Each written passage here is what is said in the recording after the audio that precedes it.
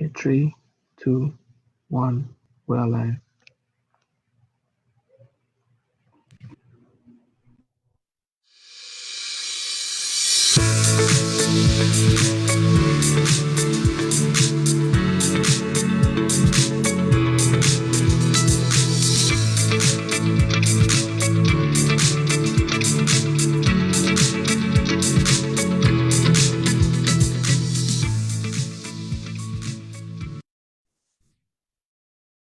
Good evening and welcome to the St. Augustine campus of the University of the West Indies. And thank you so much for joining us for this, our fourth in a series of open days that the UWI St. Augustine campus has scheduled over the next 2 months.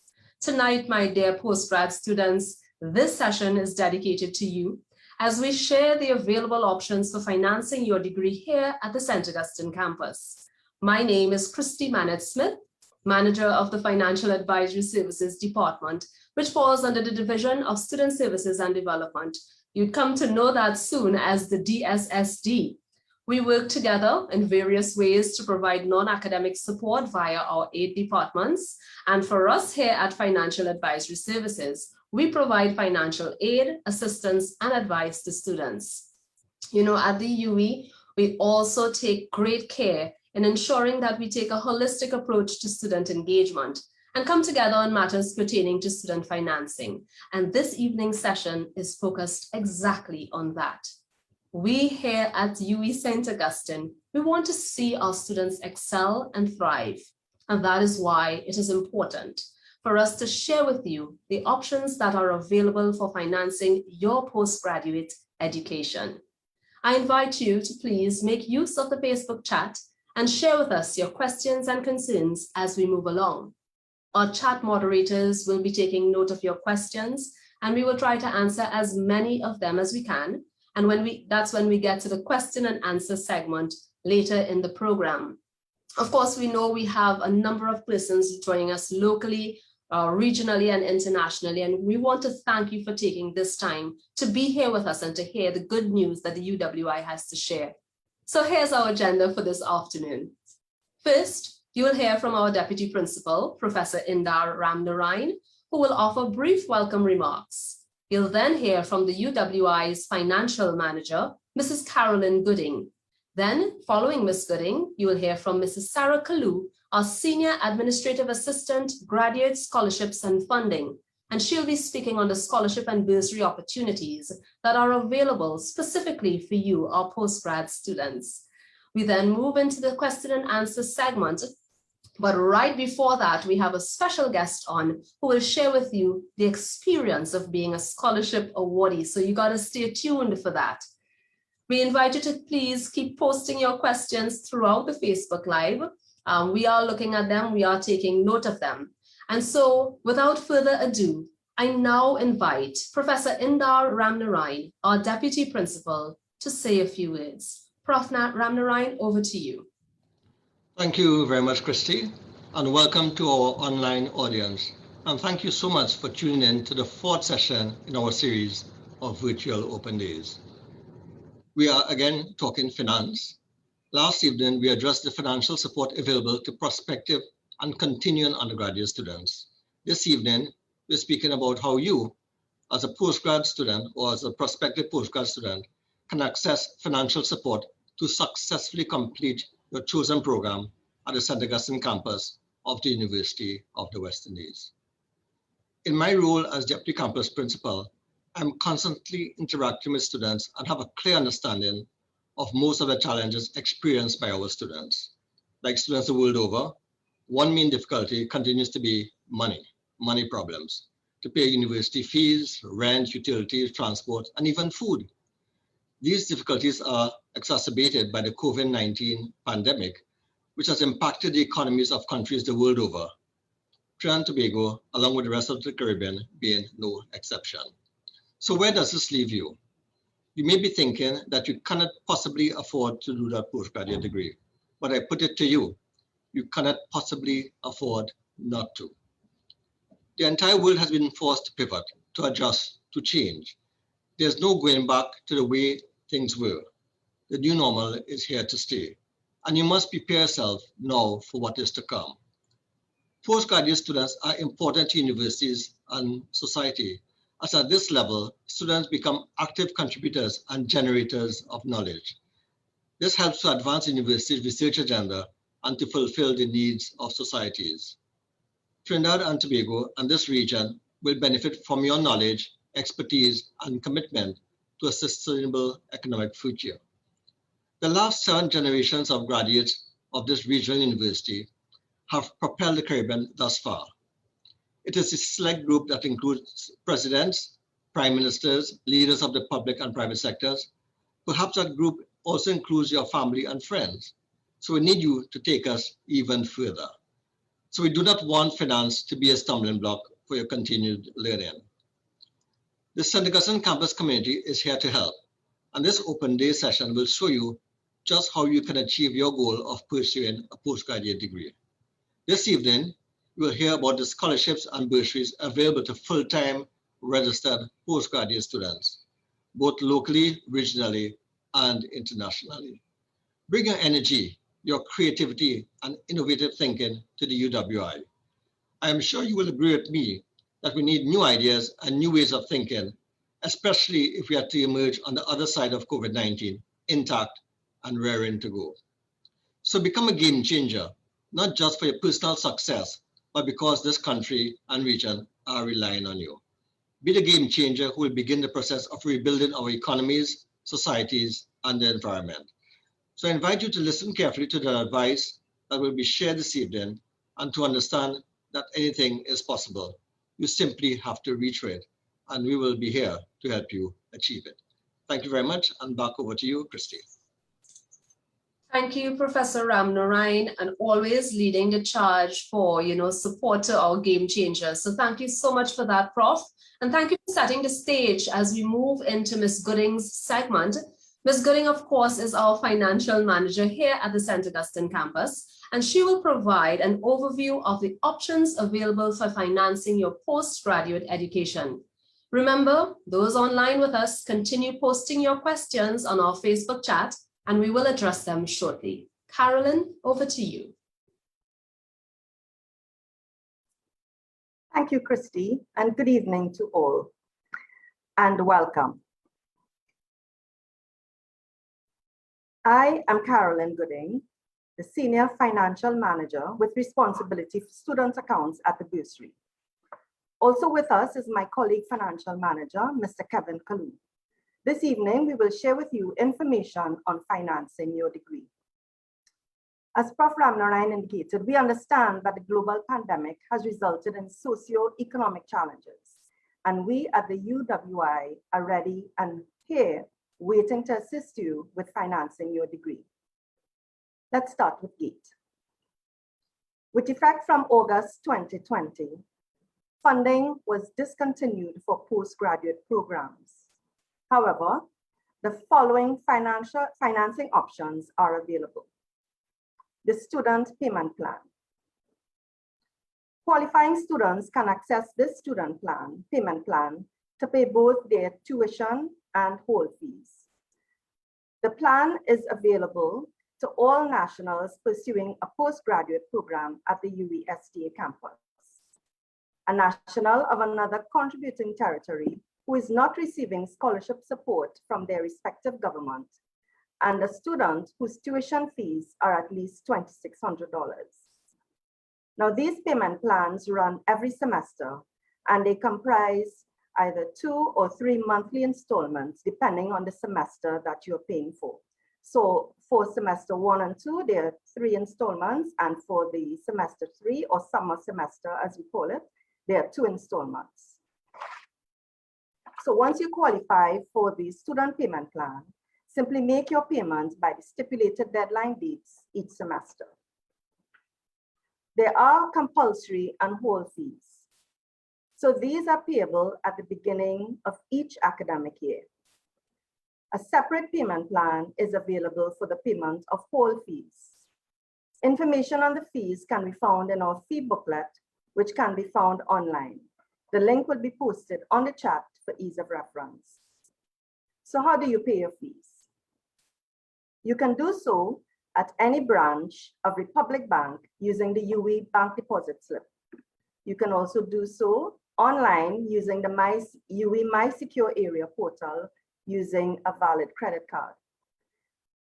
Via bank transfer using internet banking.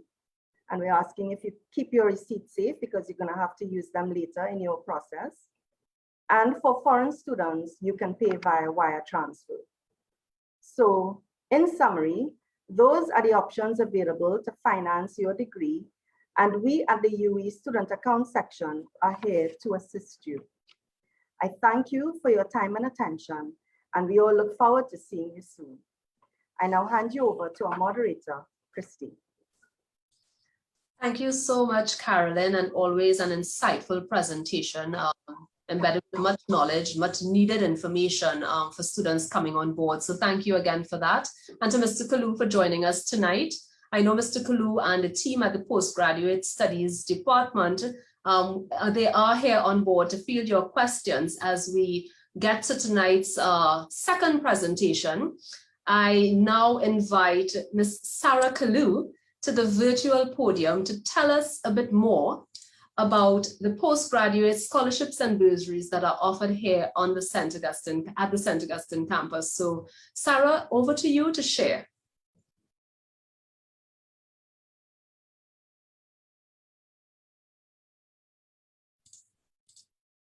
And so while we wait on Sarah, I wish to remind students that our faculties will be on board with their virtual online sessions coming up in the months of May and then into June. So you can look forward to that. Depending on the faculty you're on, you look for the specific date. And so you're now able to join in and hear more about the faculty perspective, all that's offered, the courses and the programs that are offered to you at your various faculties. Now tossing over to Sarah. And a pleasant good afternoon to everyone. Thank you, Christy. My name is Sarah Kalu, and for a number of years, I've been working with and assisting postgraduate students with research funding and graduate scholarships. Many of our postgraduate students are at present concerned about how am I financing my postgraduate degree at this present time, especially knowing that GATE is no longer available to our postgraduate students. Please allow me to shed some light on the financial support that's available at the postgraduate level.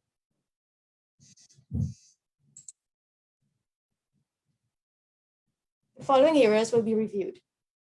The first is the UWI St. Augustine Postgraduate Scholarships, externally funded scholarships and bursaries, and the third is student research funding. There are 3 research scholarships offered by the UWI St. Augustine campus.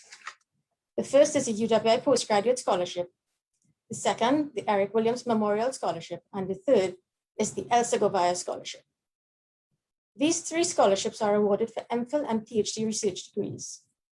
And this is to local, regional, and international students. Each award carries a value of 60,000 TT per year. After award of this scholarship, the student is required to submit progress and emolument forms each quarter for the disbursement of the scholarship. These quarters are September, December, March, and June. Once the forms are received and processed by the Graduate Studies Office for the respective quarter, it's forwarded to the student account section for disbursement. Scholarships are only tenable at the St. Augustine campus. This means that the scholarship will only be available to prospective students who wish to pursue studies at the St. Augustine campus or to continuing students who are already registered pursuing degrees at the St. Augustine campus. These research scholarships are awarded for only 1 year in the first instance and is renewable based on academic research performance. After the renewal of the scholarship, in the first case, an MPhil student can receive only 1 additional semester. That's 4 months. So therefore, in total, an MPhil student is eligible for only 2 years and 1 semester of scholarship. However, for students who have upgraded from the MPhil degree to the PhD degree and have already accessed that one additional semester we just spoke about at the MPhil level, that student will only be eligible for 8 months of the scholarship at the PhD level. PhD students are eligible for a third year of scholarship. Students, the renewal, extension, and continued payment of scholarship funds, it's all based on your academic performance. It's been my experience that undergraduate students have always had the concern about whether they could apply to research scholarships, even though they're in their final year. So today, I'm happy to indicate that yes, they can, but the students commencing their research degree in September 2020, but this is only for students commencing their research degree in 2020. That new student can apply as a part-time or full-time student, and I'll explain why as we go further.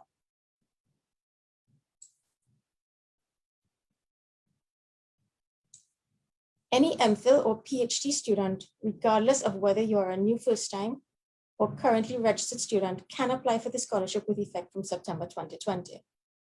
However, both categories of students can apply for entry into the degree program, must be applying for the entry into the degree program with effect from September 2020, or already be in a part-time or full-time, as a part-time or full-time student. Only when the scholarship has been awarded will the student be required to change their status to full-time. For some students, taking of the scholarship is not always immediately possible. In such cases, provisions have been made to allow students to defer the scholarship for one semester.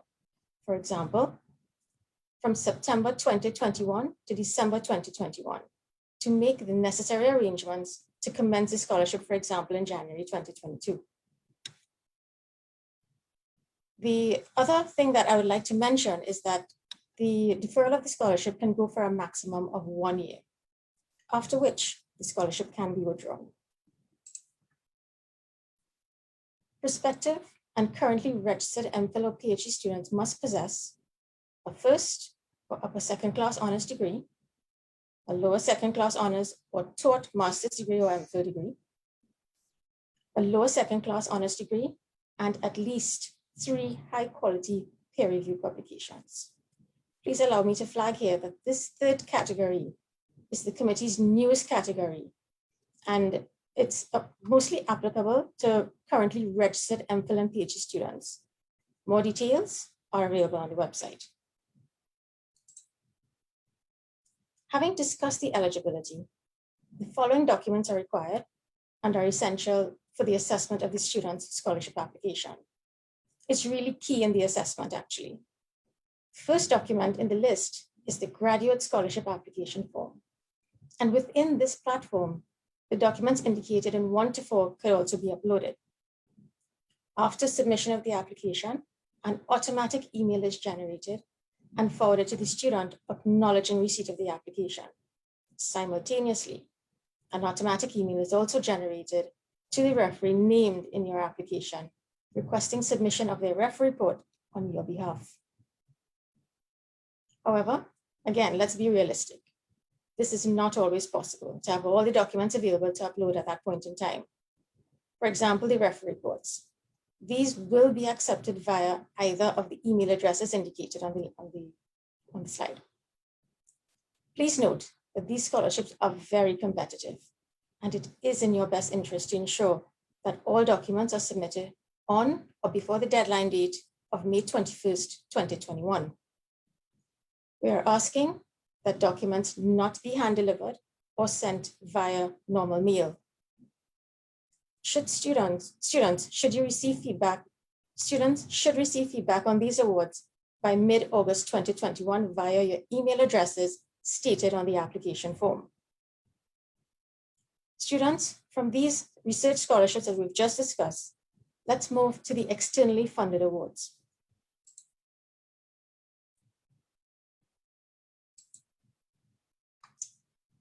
Some postgraduate scholarships and bursaries are sponsored by local, regional, and international donors. And I would like to take this opportunity on behalf of the university to extend a heartfelt thank you to the institutions and partners for their financial contribution and support to our postgraduate students. Prospective students, you may be wondering, what's the difference between a bursary and a scholarship?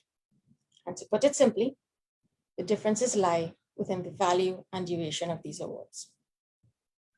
For example, bursaries carry a smaller sum than a scholarship, and it provides a buffer to the student's own resources.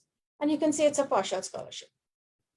At the postgraduate level, bursaries tend to cover tuition fees, compulsory fees, and books. They range from $5,000 to approximately $25,000. The amount of a bursary is completely dependent on the scholarships, on sponsors.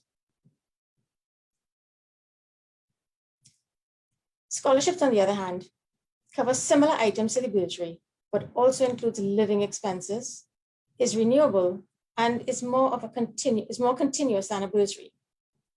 As we would have discussed earlier, the value of the research scholarship is 60,000 TT, and a PhD student can access this award for 3 full academic years. This is why we talk about it as a continuous award versus a bursary. To come back to what's available at the postgraduate level, there is currently 1 locally sponsored scholarship, 1 locally sponsored bursary, and 1 internationally sponsored bursary. The first locally sponsored scholarship is the Delaware Recurrency Scholarship. And as you can see, that's a US figure of $8,500. This scholarship is offered by the Central Bank of Trinidad and Tobago and carries an internship at the Central Bank. The second award I would like to refer to as the National Gas Bursary. This also carries an internship period that's built into the award. Another bursary I'd like to mention is the Kamau Brathwaite Postgraduate Bursary. This is open to MA Literatures and English students, as well as the Master of Fine Arts Creative Writing students. This is an example of faculty, department, and program-specific bursary. The other 2 awards mentioned are tentative at this present time. And as soon as we have received confirmation from the sponsors, it will be advertised on the website. Prospective students, please note that if you are unsuccessful in this round of applications, please reapply again next academic year. This comes to the end of the postgraduate scholarships and bursaries. We will now move into the student research funding available to postgrad students. The research funding offered by the Graduate Studies and Research Office is very separate from scholarships and bursaries. How so? So the first concern any student would have is, if I receive a scholarship, can I access research funding? The answer is yes. And as we proceed, you will see how these funds become applicable. The second question you may have is, once I've commenced my MPhil or PhD degree, how do I fund the research component of this degree? This is where the Campus Research and Publications Fund supports its research students. Even though the funding speaks to students entering year 2 of their degree, prospective students, 1 year will go by very quickly.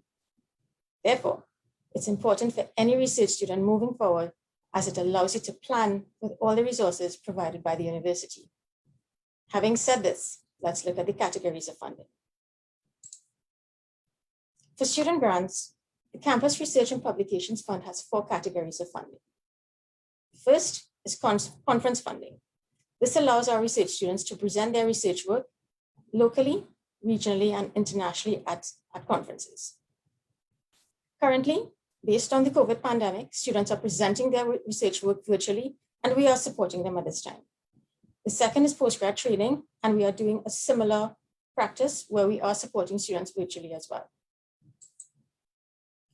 Once a student's research work has been accepted for publication, they can access research funding for the publication of articles and book chapters.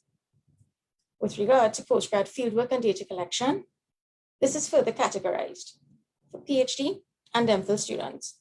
And the figures are 35,000 for PhD students and 17,500 for MPhil students. And this is the maximum sum that you can access. Unfortunately, it's a one-off request. For more information, please refer to the website as it provides detailed information on each category of funding as the supporting documents required for the submission along with the grant application. To apply for research funding, students are asked to complete a grant application form. Within the coming months, the campus research and publications student application, that process will be undertaken by an online platform. All information will be available on the website. The grant forms must include all signatures and submitted at least 2 months in advance of the use of the funds. Grant award letters could be issued in as little as 2 weeks, but this is subject to the availability of all the documents required for the consideration of the application. Once a student has received grant funding, they are required to submit a report. The report is located on the website and should include and state how did the particular grant enhance the work of the thesis and when is the student expected to submit the thesis. The report should also state the success or failure, as well as the impact and also what was accomplished with the project. This table indicates the deputy deans or member of the Campus Research and Publications Fund Committee. These persons may change at times as they receive a renewal to serve on the committee for another year. You are urged to always please look at the information on the website, as it would provide up-to-date information on any amendment inclusive of the information in this table. Prospective students. So far, I've mentioned funding for mostly MPhil and PhD students. And I would like to indicate at this point in time that the CRMP does not cover research funding for taught master's students due to limited resources. Should it become available, this information would be updated on the website and disseminated via our marketing office.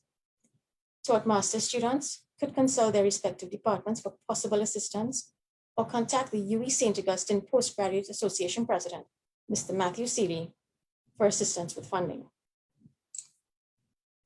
Prospects, please note that all scholarship, bursary, and grant information is advertised via the marketing emails to students, via your student emails, and to the campus community via the staff email addresses.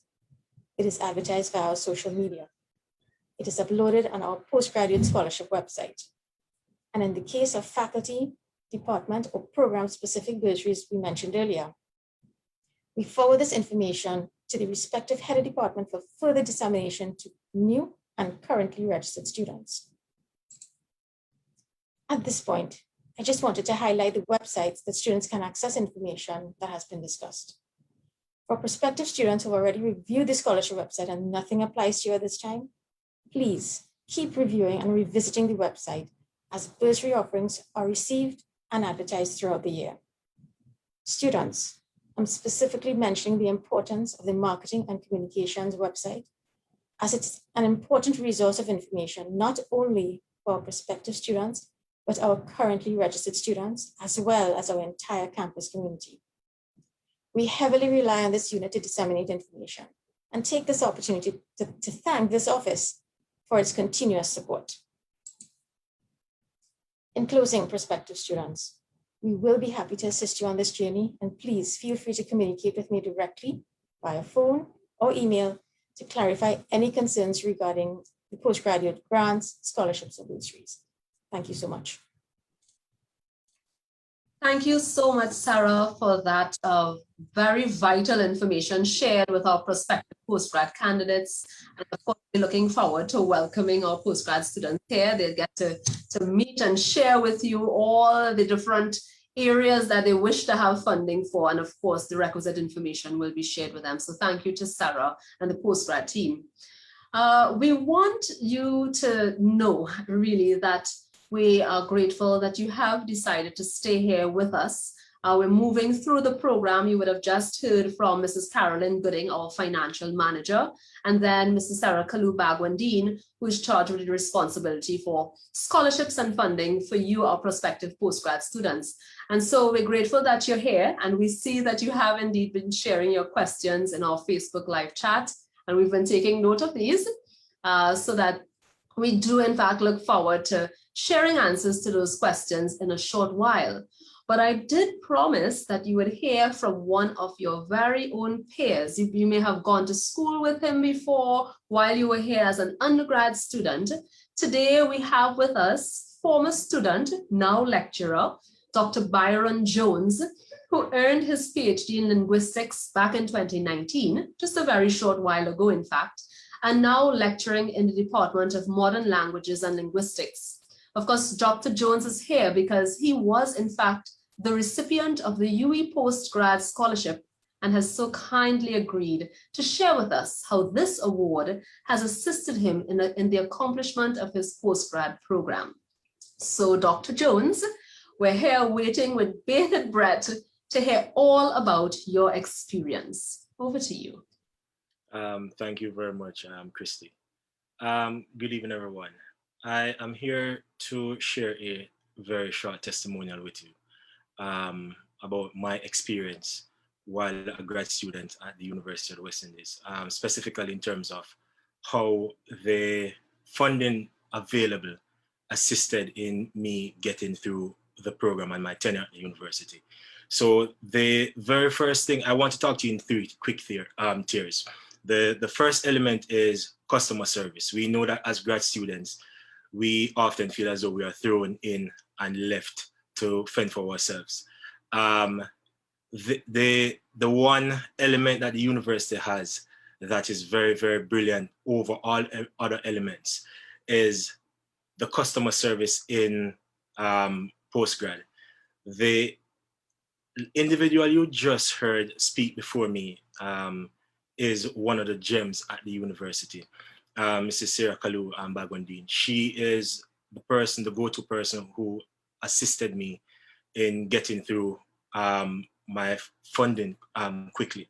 So the first element is customer service. The university has that. You are not going to feel as though you are left to fend for yourself.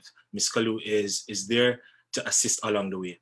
Now, the second element is the postgraduate scholarship that I was so lucky to receive. Tuition was taken care of, and it was a very good experience in that regard. Now, the final tier I want to speak to you about is that element that comes up when you are now at that stage where you want to collect your data, so data collection phase. And if some of you are going to be like me, where you have to leave the country to go and collect your data, we know how funding is in that regard. Ms. Kalu is always there to help, and what she provided me with was the opportunity to know about the funding that is available. Now, on that regard, I receive funding for my data collection process. You know how it is when you have individuals involved in the process. Sometimes you have to go to them. So in that regard, I had to travel back to Jamaica to ensure that the data collection was complete. And I was assisted with the graduate research and funding, and that helped immensely. So in wrapping up quickly, what I want to tell you, don't feel as though you are coming here to, in a sense, fend for yourself. Customer service is there. If you don't know, please ensure that you see Ms. Kalu.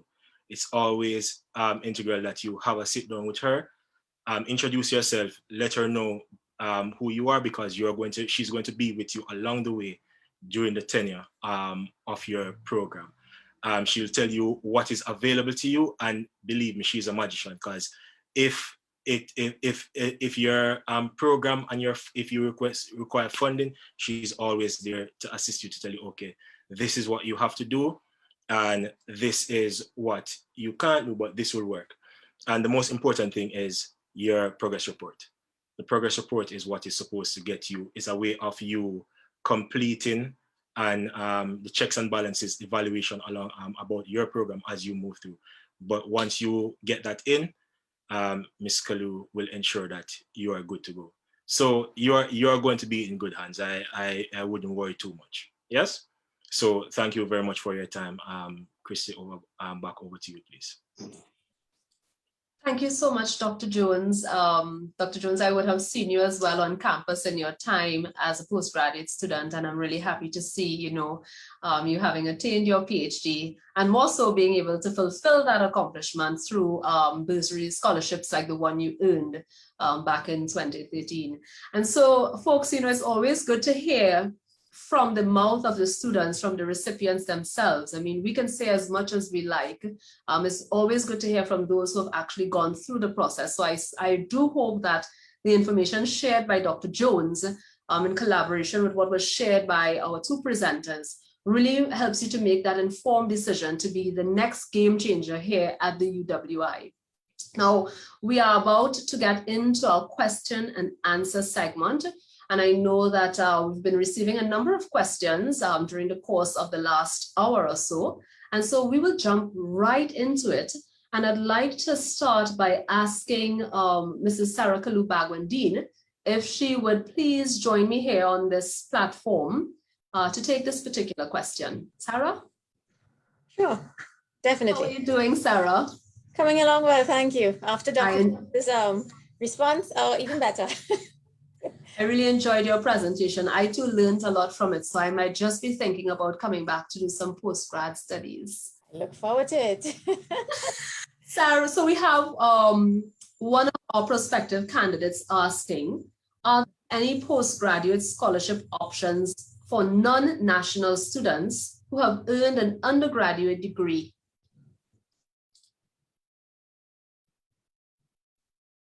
Sorry? Can you repeat that again, please? The question asks, are there any postgraduate scholarship options for non-national students who have earned an undergraduate degree at a different university? At this present time, we do not have any available, but should any become available, it will be posted on our website. Okay, well, thank you for that. But stay right there, Sarah. Sure. You are on show right now. And I know that you're also joined by Professor Harry Haran and your team at the Postgraduate Studies. Yes. So I'll be calling on them from time to time, but right now you're on the floor. Gotcha.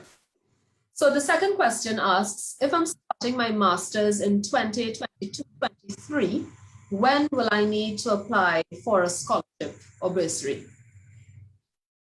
That student will have to apply by approximately the end of April 2022, because it would be for that following September that student will have to come in. So applications at present are open right now, but it's not for that particular academic year. It's only for students who wish to commence in September of 2020. Okay, all right, I think that's quite straightforward. And I'll just ask you one more before I invite Mr. Kalu to the floor.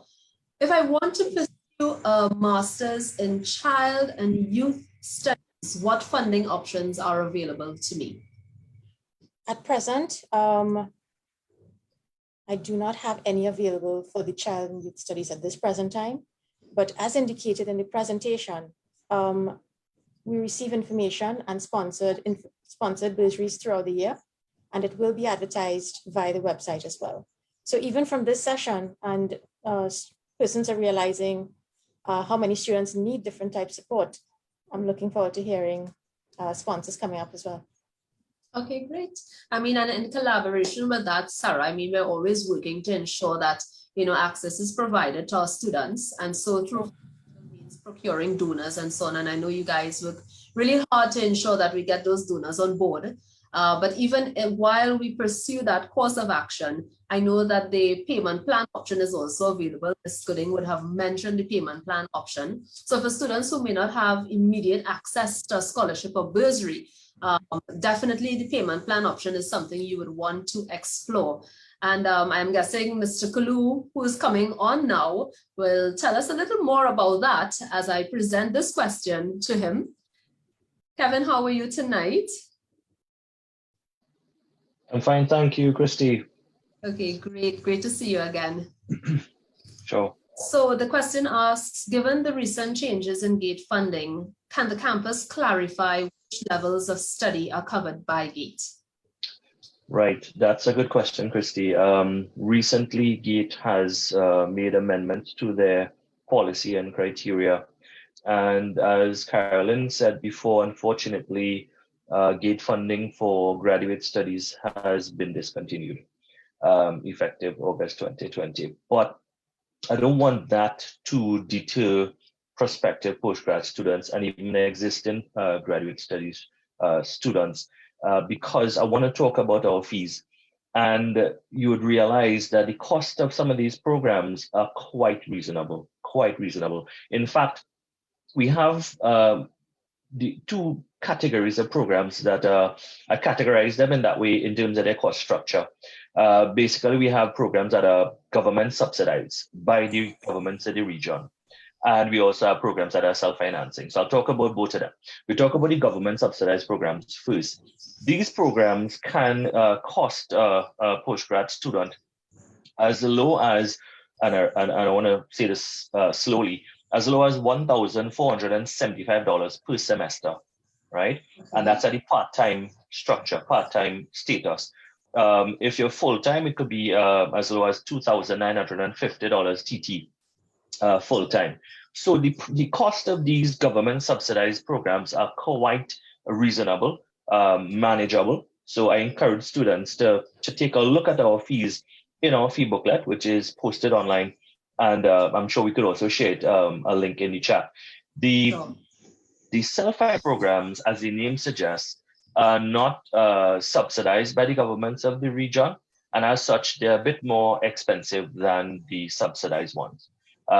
Those fees are listed separately in our fee booklet, and you can see exactly what those are per semester, per annum, and so on. But as I said before, these fees are quite reasonable. And I know sometimes students, prospective students here, grad studies and postgrad, and they think, well, wow, that's going to be extremely expensive.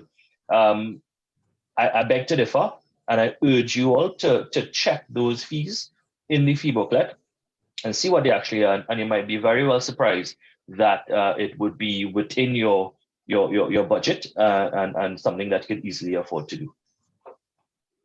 Okay, great. Thanks as always, Kevin, for sharing such detailed information. I mean, this is what this platform is for. We're always lucky to have on board, members of our campus community who are really charged and vested with that authority to speak, really confidently on this area. So we're always happy to have you on board, Kevin. Thank you. But I'll be calling on you shortly, so don't go too far. All right. I now would like to call on Prof. Harry. If you can please take this question, Prof. Sure. Hi, how are you this evening, Prof? I'm fine, thank you. Okay, great. So I have a question here. Can I do my master's online if I'm in another country? I must say that, at this point of time, the fully online course, which is approved, is MSc in Biodiversity and Conservation. But that doesn't preclude the prospective student from applying, because currently, as you know, most programs are conducted, teaching is conducted online. And until our situation gets better, teaching will be online. The lab access may be a little issue, but the lab, if things get better by next year, they may want to come in and do the other the required components. And I must say that many programs are now being converted into a blended learning, and even as late as this morning from Food and Agriculture, we got all the proposals for converting most of their programs into a blended and online format. And that is why I'm saying that at this point of time, we don't need to worry about coming into the country. Most teaching and learning are going now online. And so depending on the program, I don't know which program they want to do, we can definitely enroll them for online teaching. And as and when the country opens and we come back to normalcy, then we can switch to the blended format. So to be very clear, The one program which is completely online is MSc in Biodiversity, but all other programs, even though we do not have approved it for the online format, we are conducting it online now, so we can enroll them and teach them online. Thank you so much for that, Prof. Harry. Always insightful as well. Prof, I don't know if I could just keep you for just a moment again. I'm also seeing that, is it that the MSc in Advanced Nursing is also online? MSc in Advanced Nursing is depending on, again, the subspecialty. There are the nursing education. There are so many things in nursing. But I must tell you that, because of the situation in the country, all teaching is now online. So they can enroll and get into the program and get the teaching online for now. And as and when they need to rotate through hospitals or any other clinical settings, by the time we can hope that the COVID situation gets better, and then they can come in for that type of a rotation. But any program for that matter now, they can actually get enrolled, and we will work with the unit and start, and they can do the courses which are available online for this particular semester. Okay, Prof. Thank you so much. But stay with me just a little while longer. I have a question. No problem. Asks, if I receive funding from the campus, are there any restrictions on or guidelines on what I can spend the funds on? Okay. Let me clarify the stuff with scholarships and funding. I don't know if the first question you asked, we did, whether Sarah understood the question. Now, scholarships are available for any nationals. I mean, it's nothing restricted to one national. Because we can actually, what we do is we get scholarship applications and we go by the merit. We have a scoring system and we go by that. And I cannot remember anything about asking about nationality. So scholarships are available for research degree students, MPhil and PhD students. Now, the funding which you are talking about is specifically for research as well as for publication. So the research funding for students who are undertaking research, like MPhil and PhD students, again, we do actually have established guidelines of what are eligible items and what are ineligible items to use the fund. See, for example, I can tell you that a staff can apply for research funding. And the research funding, the eligibility criteria will say that they can have a research assistant. So the research assistant, the RA, can be given to a student, and the student will be paid from that fund. So which is an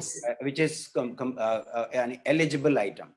Similarly, there are eligible items and ineligible items. We cannot just disburse the money like that, and they can use it for anything, whatever they want. Getting a TV for home or something like that. So, that cannot be possible. So we have very clear guidelines as to what this money can be spent on, because when we disburse the money, we disburse it matching to a particular quote or an invoice. And also for research assistants, we do actually, we pay the funds. Now, the other funding mechanisms exist, and when we have staff who have a huge RDI fund, which is Research Development Impact Fund, which is in millions of dollars, right? So what they do is they actually recruit students, postgrad students, to help them with their research, and they pay them on a monthly basis, which will take care of their tuition. They will take care of their many other expenditures. So that is another possibility. And I know of students who have been benefited by the RDI fund, as well as there are many other funds which have been attracted by our staff members in Faculty of Science and Technology, Food and Agriculture, Veterinary Sciences, for example, European Union funds and so on and so forth.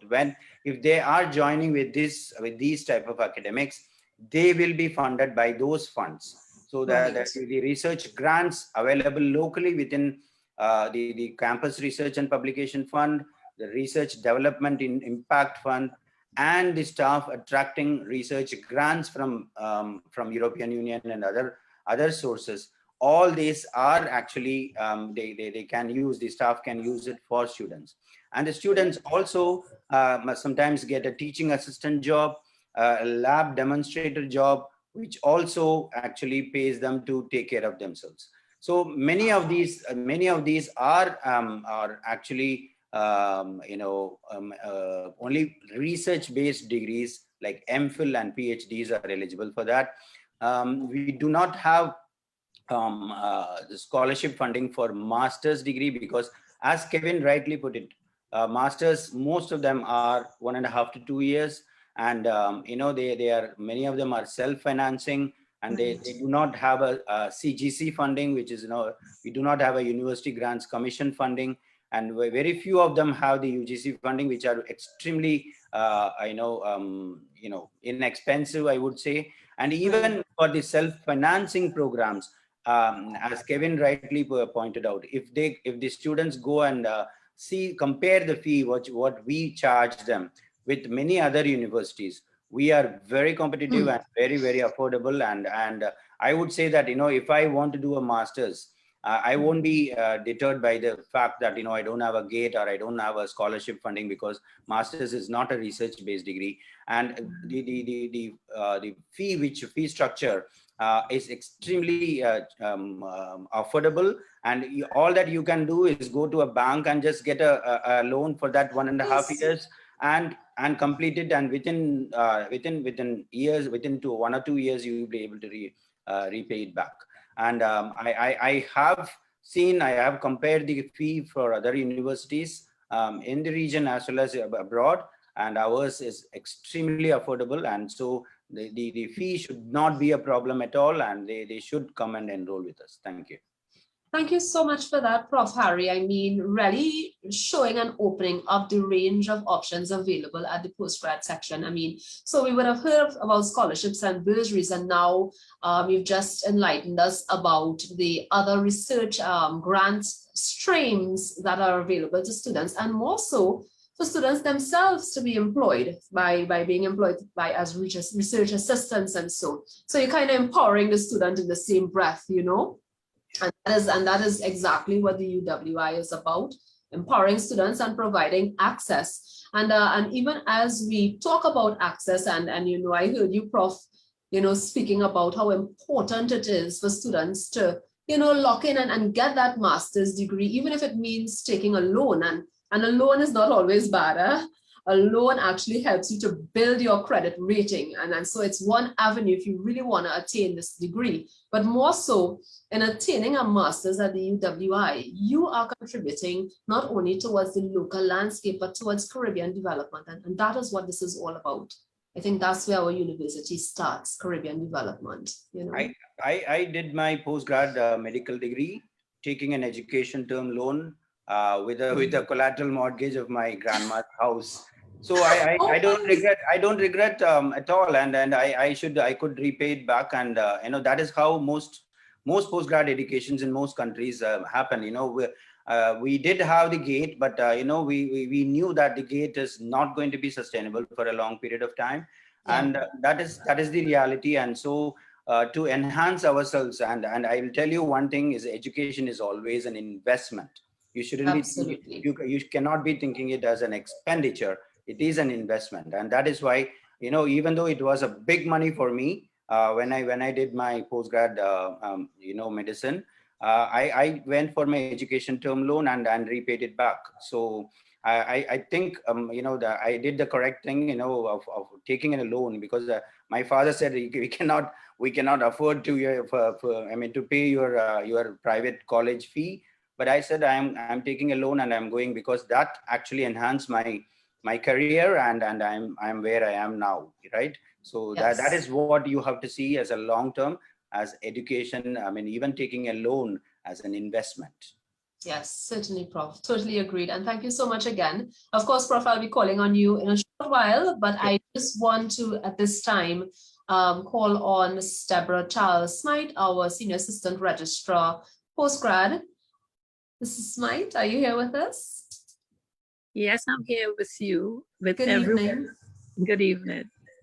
But I won't, I'm on my iPhone, so I won't be able to have a picture. No problem. No problem. Once we're able to hear you, and of course, once you're willing to field this particular question, which asks, how are scholarships advertised? You know, where can I look out for updates? Of course, share with us the postgrad information. You know, where can we find this information about scholarships and bursaries on the local platforms? Okay, good evening, everyone. So that's a good information is power. And we of course want to advertise everything that we have. And so we would encourage our applicants, people who are interested in scholarships and bursaries, to of course visit our website. It's a postgraduate website. When you go onto our postgraduate website, you will find information on scholarships. You would find deadline dates. You would find something I wanted to say on top of that. Apart from finding the information as to what is available, I wanted to also say to people that there are some scholarships that are available for taught masters. And I think I would also like after this for Sarah to sort of develop on that, because I think there's the Elsa Govaya, and I think there's another one. And I would like her to say a bit on just those two scholarships that are available for taught masters. So yes, you can go onto our website, Marketing and Communication. Normally when we are advertising scholarships and inviting applications for all of these, Marketing and Communication is also very helpful for us in doing that. Sarah would also send out emails to students. She would send out to staff emails. She would do everything possible for people to know the scholarships that are available out there, because we know without GATE, people would wish to pursue a postgraduate degree still and would want to find every option available to be able to do that. And so if you also, what we did recently, and what I would like to say to people when you go onto our website, it is still under construction in a sense, because we are looking at it and we are trying to view our website the way students, applicants, interested persons would be able to find information quickly. So we are still actually looking at our website and thinking in terms of how we can improve this, how we can improve information for students. What we've done recently under the contact us part on our website, we've put their information on how to contact us during this COVID-19 time, because people are allowed to come into campus or walk into the offices. And so we've put up information on how you can contact us. We do a lot of them by live chat. We also have emails that we have created especially for particular things, for things that students will need to send in to us. So yes, everything is there, and we do hope you would visit it. And especially after this session, you should go there to find out things that we could not have told you. We can't tell you everything. And so you can go there. Sarah has a very detailed site on all scholarships and bursaries. So thank you very much. Thank you, Ms. Charles Smythe. And I know that your live chat feature, I've seen it in action, and boy, that is such an amazing communication tool. I know that you have someone on it practically all day fielding questions. So I guess that is another opportunity for students. Yes, it is. We are open 8:30 to 4:30, and we have at least 2 people who are on that live chat. And they're there all the time, you know, just fielding the questions. They're just there, and they're very knowledgeable and very experienced and very friendly and courteous. So yeah, you can use it. Yes, thanks for sharing that. I mean, I heard Dr. Jones speak about the customer service here at UE, and I think Postgrad is definitely in line with that, especially with their live chat. So thanks for that, Mrs. Charles Smythe. I'm now going to call back Sarah Kalu. Hi, Sarah. Hi. Hi, Sarah. So we have a question for you. A student is asking, if I'm awarded a scholarship or bursary, how long does it take for the funding to be paid out? When a scholarship is issued to a student, it's with effect from September of 2020. Let's September 2021. Let's look at it from this academic year. Once the forms are received, processed, and sent to the bursary, we're looking at, in the first instance, about a 3-week turnaround. Why? Because that's our registration time period, and the bursary gets a lot. I'm going to use the real terms, get a lot of hits, meaning the entire campus community is at the bursary at this point in time. So it takes a little bit longer in the first quarter, which is the September quarter. After that, we will go to the December quarter, and it's a much shorter time period, and I'm looking at a 2-week turnaround once the forms are sent to the bursary. Yeah, so it's not a long period at all. Okay. However, what I ask students to do is, as much as possible, send in their forms from the last 2 weeks of the previous quarter, so that by the 1st of the month, let's just say the 1st of December, if you submit your forms by the middle of November, your monies will be available to you by the 1st of December. So we do not have any time lapses. Is that all right? Oh, that's perfect. Just before we go, just wanted to follow up on what Mrs. Charles-Mike was saying. She referred to the Elsevier scholarship, but this particular scholarship is for research degrees only, MPhil, PhD students, and not taught students. We do have 3 bursaries that's covering taught master students.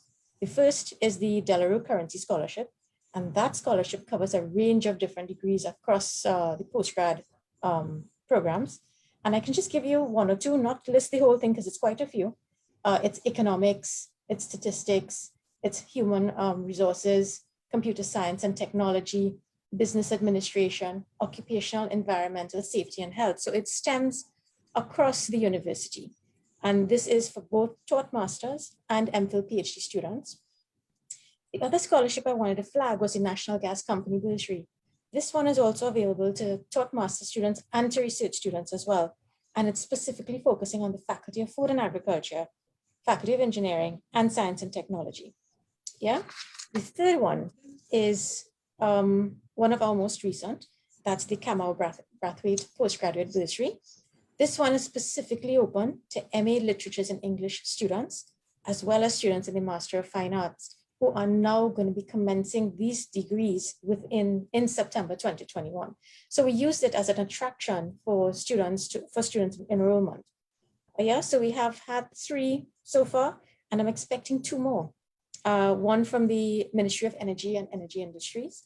This is specifically for students in the Department of Chemical Engineering, MSc Petroleum Engineering students. And the other one is a regional scholarship. And this scholarship is awarded to each of the campuses, Cave Hill, Mona, and St. Augustine. And it's specifically for degree programs within engineering and science and technology. So it does not matter whether you're an MPhil, PhD, or taught master student. So far, these are the scholarships and bursaries that's covering taught master students. I hope that helps the question a little bit. I think so, Sarah. I know a lot of the questions were coming in asking about master's funding. And I know we recently closed the applications for UWI Global Giving. Yes, we did. Say that, and I know we would have discussed that during the course of the last couple of weeks, but just that as well should be on offer again for the 122. Yes, it is. All levels of postgrad, master's level actually, students, whether it's taught or research, is that correct? Correct, that's correct. So that's going to come around next year. Okay, excellent. So that's another opportunity. Thank you so much, Sarah. Mr. Kalu, you know, this is financing your degree, so we often have to call you back to the floor. So if you would indulge me, I have 3 questions for you. The first is the financial booklet provided on the website for 2021. Will these fees be the same for September 21-22 academic year? If not, when will the new booklet come out? Right. So the fee booklet that is available online right now is the 2020-2021 booklet.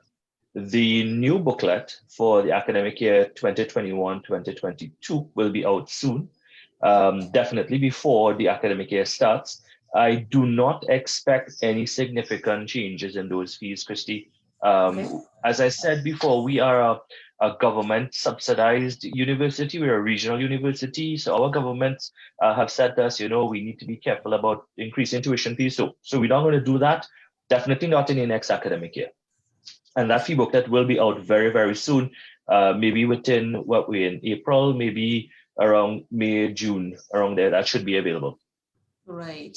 And I think I just heard our viewers breathe a sigh of relief hearing that the fees may not increase.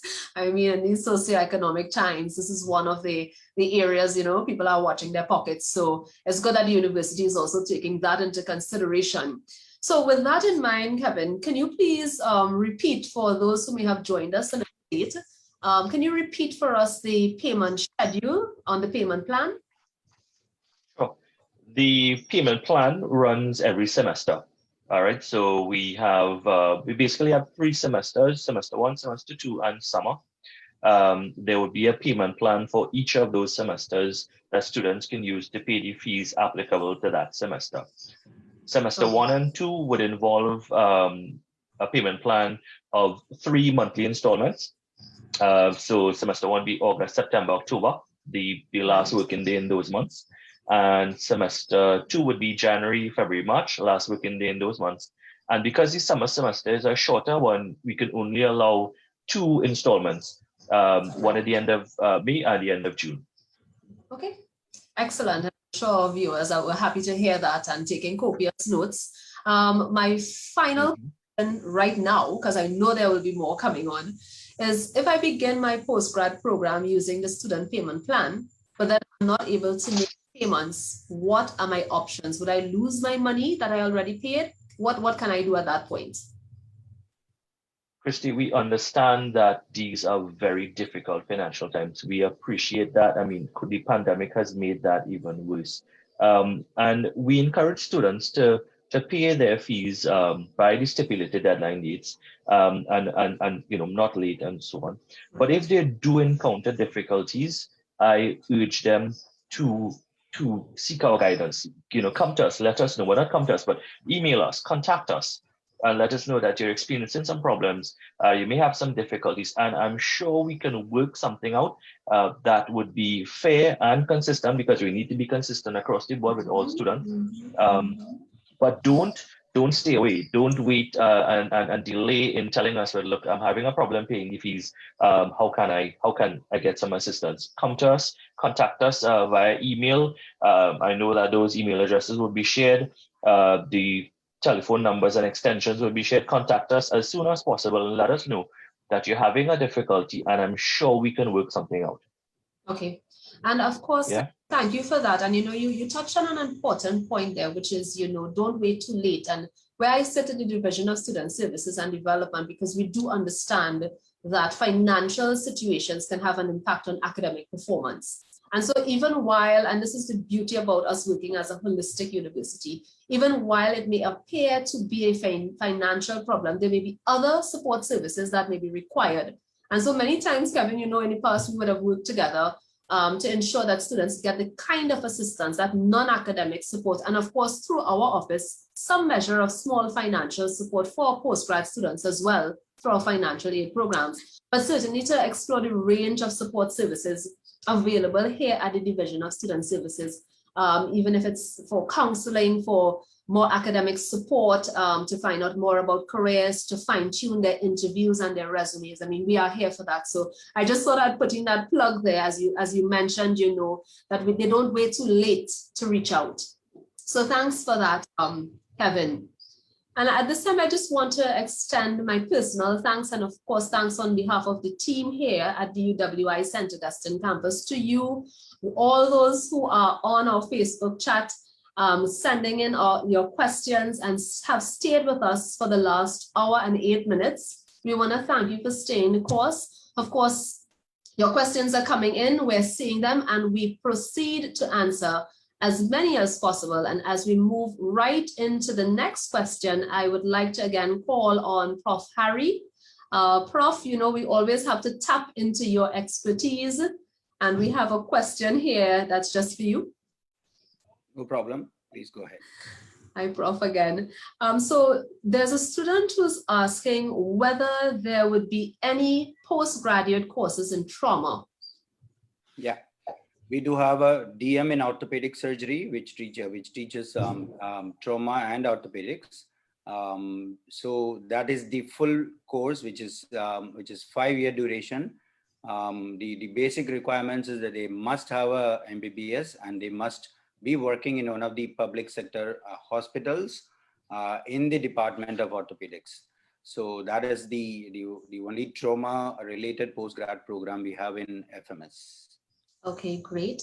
And another question, do postgrad scholarships and bursaries extend to research topics and data collection outside of Trinidad and the region? Yeah, we don't restrict anything that, it has to be conducted in Trinidad. It depends on the research which has been conceptualized by the supervisor. So for example, if I am doing a PhD and I have to get data regarding the healthcare expenditure all throughout the Caribbean islands. Okay, so and my scholarship funding, the research funding, will cover data collection, in all the islands. When I go and collect we do not restrict that way that it has to be done only in Trinidad. So it all depends on the conceptualization of the research and what they want to collect data regarding, whether it is Caribbean region or even abroad. I mean, we have never restricted research in that way. Right. Well, that's great to know. And I know, Prof, I tuned into the virtual open day, the overarching virtual open day, and you did in fact share, information on the shining example that you are in terms of how you approached your postgraduate studies. And I don't know if you mind just touching on that a bit in terms of just letting our students know the options that are available and how maybe if they don't get into one, how another one can work for them.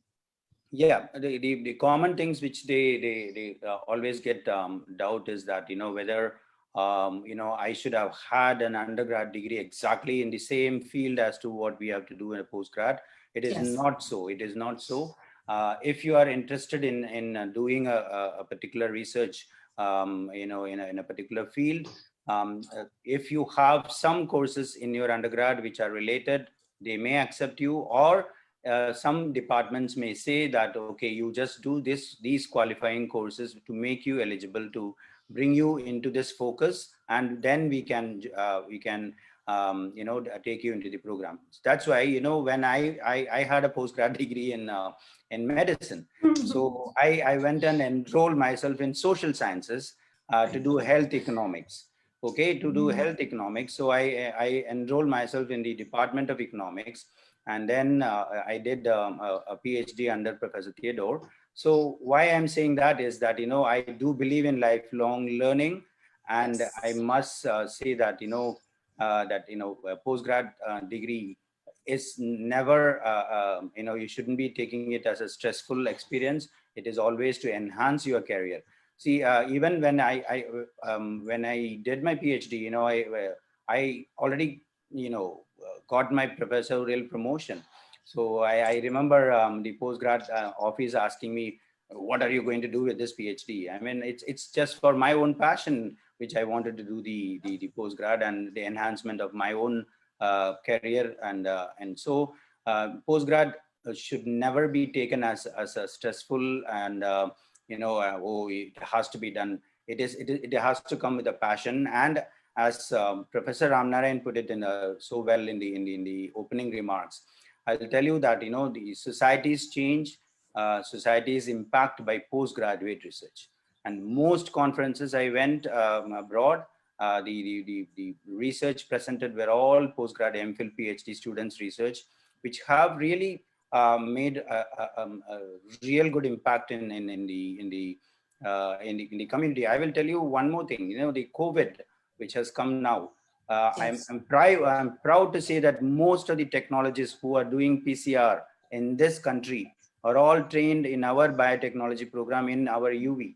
So, so that is how we have impacted the society. And if you go to any of these laboratories, and including CARFA and whatever government laboratories, all the technicians who are doing the PCR test are all trained from UV. So that is how the postgrad education impacts on the community. Certainly, the leader, you be leading the charge in creativity and innovation, exactly what we need, especially at these times. Thank you so much, Prof. Harry, for sharing your story. I always love to hear that story. It inspires me, and I'm sure it inspired our listeners today. So thank you. Thank you. So now I would like to actually call on Sarah again. Sure. Good afternoon again. Sarah, so I have a question here. I am interested in doing a doctorate in business management. Do you have any scholarships for this program? Yes, we do. I'm happy to report that the Recurrency scholarship is available to PhD Business Administration students. And I can also confirm this because the last time that a student received a scholarship was from the was from the central bank for the PhD in business admin. Yes. And I'll go a step further. These students received that internship, and they also were able to travel to London to visit the bank. And that was a fascinating experience from what the students mentioned.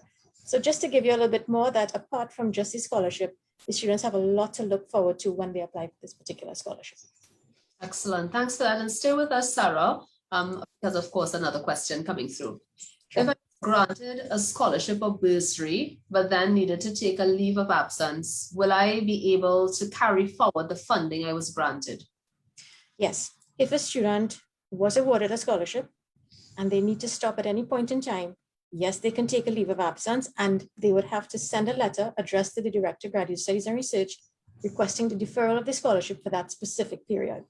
Once that's received, the director reviews, approves, and I would issue an official letter to the student stating exactly that, and will also state when the scholarship will resume. So the student, as well as the bursary, at all points will be clear on when the scholarship will resume.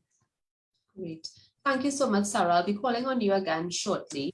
Sure. But I'm seeing a question here that I myself am going to take. The question asks, can postgrad students come to the financial advisory services for guidance, or do we liaise with the postgrad office? Certainly, our charge here at the Financial Advisory Services Department is to provide aid, assistance, and advice to all levels of students. And so we do welcome postgrad students who wish to be advised accordingly on financial matters. Of course, as it pertains to your particular program area, and if it is something related to courses and programming, we would seek the assistance of our postgrad colleagues, many of whom are here with us online. But certainly when it comes to financial advice, we are here to lend that type of support. So we invite you to connect with us. And of course, our information will be shared with you in the chat. Just to say that through the Deputy Principal's Office, and of course via our Director of Student Services and Development, a small measure of financial support is also afforded to postgraduate students. And so you can link with us when you come on board in September to hear a little more about that. But primarily the scholarships and bursary aspect of financing will be done through the Sarah Kalu's office. And you would have just heard from her and received her information in the chat. Moreover, we look forward to welcoming you all here at the division and to supporting you as we move along and take you through your journey. All right, so I do hope that that answered the question for the prospective candidate who posed it.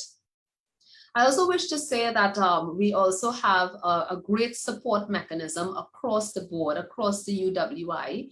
And that charge, of course, is led by our deputy principal, who attends to many of our student matters in collaboration with the School of Graduate Studies and Research. So if you have any matters that you want to attend to outside of the scope of finances, of course, you communicate with the School for Graduate Studies and Research, and of course, our Deputy Principal's Office is also on hand to facilitate and to attend to your matters.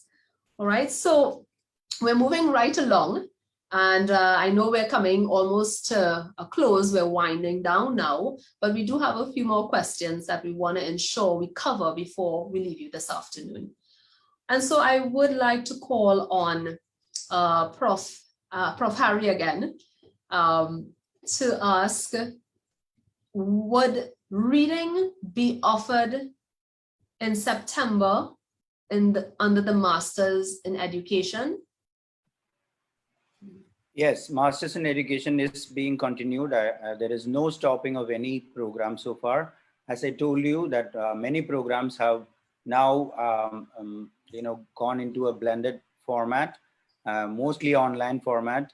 So, so there may be some restriction of how many people they take in or whatever it is, but there is no evidence of stopping of any program in School of Education.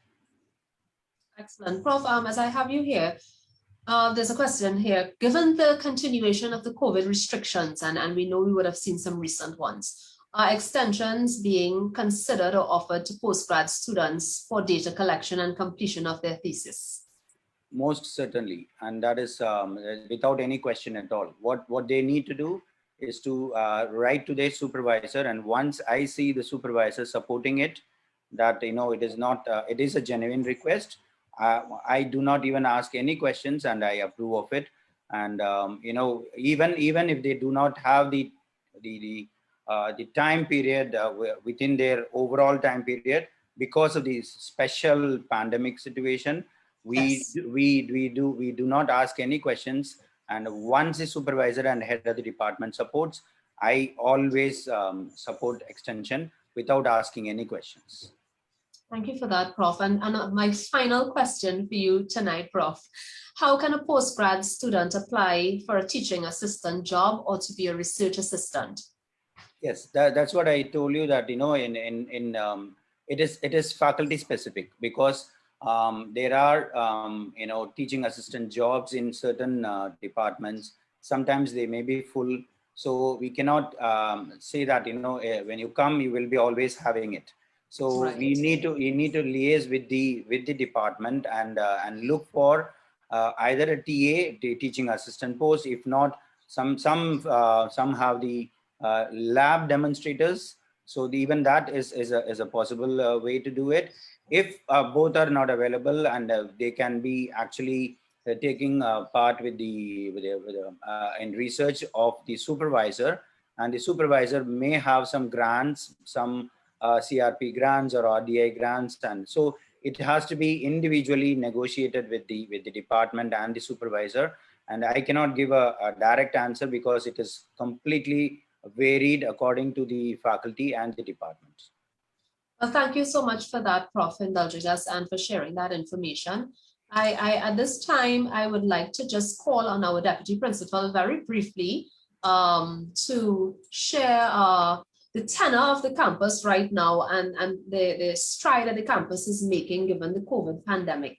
Prof, if you would care to share? Prof. Ramnarayan. Yes, thanks very much, Christy. So the campus is still in operation, as we are all aware, but we have had to take certain restrictions. We have moved to online classes. We have had some limited practical classes. We have to follow the COVID protocol. So we are continuing to operate. I would really like to comment on something that Prof. Harris said, in that we have to consider doing a postgraduate program as an investment in ourselves. And that's really important. In fact, Prof. Harris spoke about his personal experience. I could also share my own experience. As a young graduate, I had a good job. I was a loans officer at the Agricultural Development Bank, had my own car and whatever. Was quite comfortable. But I thought that I needed to do something to differentiate myself from so many other people who had the same qualifications as I did.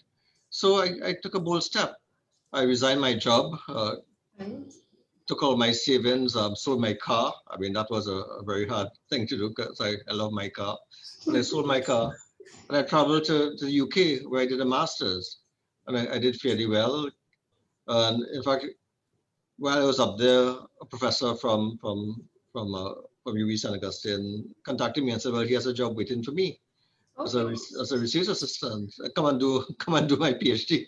Now I never thought about doing a PhD at that stage. All I really wanted was a master's, and opportunity just happened. I mean, I came back, got a job as a teaching assistant. I did my PhD. Eventually, I became a lecturer, which I never planned to do. I became a lecturer, and then I moved up the ladder, became a professor, and now a deputy principal. And it all revolved on that decision that I took when I was 24 years old. Quit my job, got all my savings, and invest in a postgrad degree. So I think that that the persons who are listening, you really need to think carefully about that. And we are here to provide all that support that you need to enroll and successfully complete a postgrad degree. Thank you very much, Chrissy. Back to you. Thank you so much, Prof. And Prof, I know that you're always there for the students, looking to see how best you can help them navigate this new space as we move through the COVID pandemic, trying to still afford our students all the possibilities here at the UWI St. Augustine campus. So my dear followers, those who are joined in, those who are locked on our Facebook live page, our evening is actually drawing to a close now. But first, we want to, of course, take this opportunity to thank you for joining us and, of course, for being so engaged. We received a number of questions, and so it's testimony to, the kind of interest you have in the UWI. And of course, it doesn't end here. You've received all the contact information of the relevant and respective offices across the campus. And so feel free to contact them in the days following this particular live session to get more information on how you can finance your degree here at the UWI St. Augustine campus. And just to say to you, to let you know, of course, that we have a brand new app called BUE, which was actually developed by our own students in the Department of Computing and Information Technology. And all you need to do is plug in your CSEC and CAPE subjects, and you will be able to discover the wide range of programs you can consider, some of which you may not have even thought of before. I mean, you've heard many stories here tonight, and you can use that to drive your information search. We want to also ask you to indulge us a bit with our feedback survey. At the end of this session, we would like if you would fill out our feedback survey, which will be placed in the chat. And of course, we welcome this feedback as we aim to improve our virtual sessions, many of which we have coming up again, the faculty sessions, into the month of May and then into the month of June. So I must say that it has been indeed a pleasure to host you this afternoon, and we look forward to welcome you to the St. Augustine campus. The next series of virtual open days, like I said, continues in May, the 5th of May to be exact, where the spotlight falls on the Faculty of Engineering. And in the following weeks, you would look for your respective faculties and join in. Have a look at our Facebook chat for the link to the full schedule of our virtual open days. From all of us here at the UWI St. Augustine campus, it has been a real pleasure, and we invite you to choose action and be the next game changer. Choose UWI. Have a good night and be safe. Thank you for joining.